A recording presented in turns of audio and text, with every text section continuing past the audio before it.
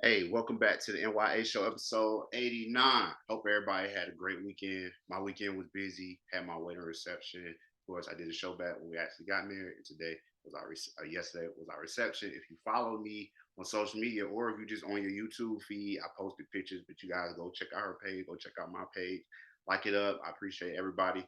Appreciate everybody that checked out the last show, and this is episode 89. Got one coming right at you. Here we go. Get this sound right. N.y.a show episode 89. Let's get it. Company known here as Spectrum Cable was ordered by a Dallas County jury to pay the family of a woman $7 billion after an employee killed that woman in her home. The jury earlier had found Charter Communications liable in the stabbing death of 83-year-old Betty Thomas of Irving. An employee returned to her home after coming on a service call, killed her while he was off duty. That man, Roy James Holden, is in prison for life after pleading guilty to the murder. Holden stole the elderly woman's credit cards, went on a spending spree. Lawyers for Ms. Thomas' family say Charter failed to properly screen Holden and had been warned about his troubling behavior before the murder happened. We start with news out of our Southeast Bureau. Cable company Charter Communications, which operates Spectrum, has been ordered to pay $7 billion to the family of an 83-year-old woman killed by an off-duty technician. Roy Holden Jr. killed Betty Thomas in her home in December 2019. He had come to her home the day before for a service call. Holden was sentenced to life in prison after pleading guilty last year. A spokesperson for Charter says it plans to appeal.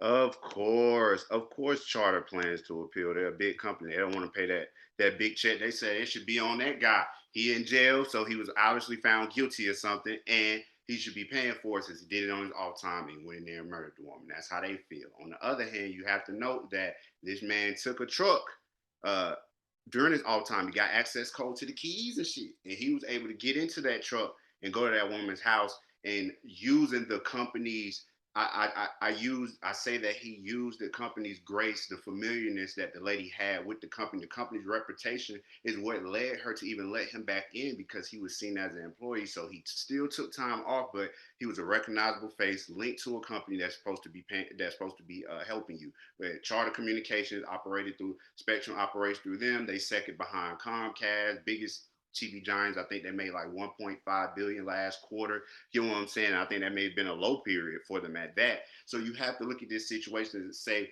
who's really liable here.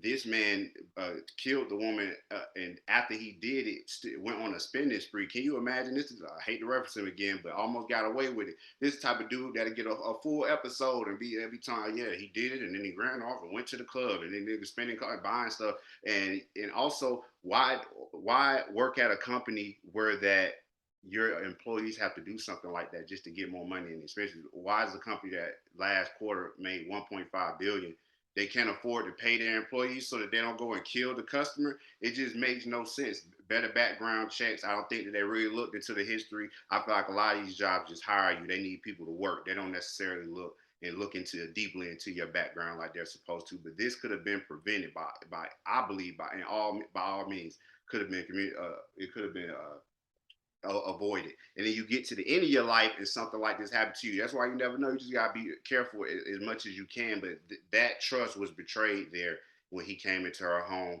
after he worked on it the previous day and used that trust to get into that woman's house and kill her. Let me know what you guys think about this. Do you think that Charter Communications was right to be liable for what happened? I wanted to also note that damage is likely to be lower based on the president. The large amount of punitive damages awarded raises the likelihood that a judge will lower the penalty.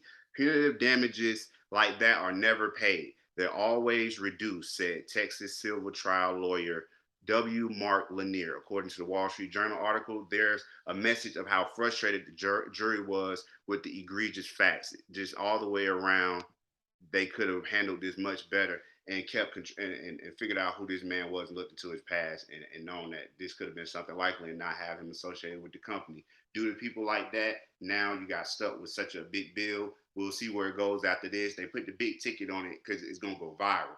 things of that nature, because people recognize, wow, 7 billion, 7 billion. So who y'all feel should be liable here? They would have came, we would have came and got them like they did, like they should try and do. Ain't no trial like they did brothers back in the day. They would have came and got him from that jail for what he did to that 83-year-old woman. That's just completely uncalled for. It's the N.y.a show, episode 89. Let me know your thoughts, and I'll see y'all next time.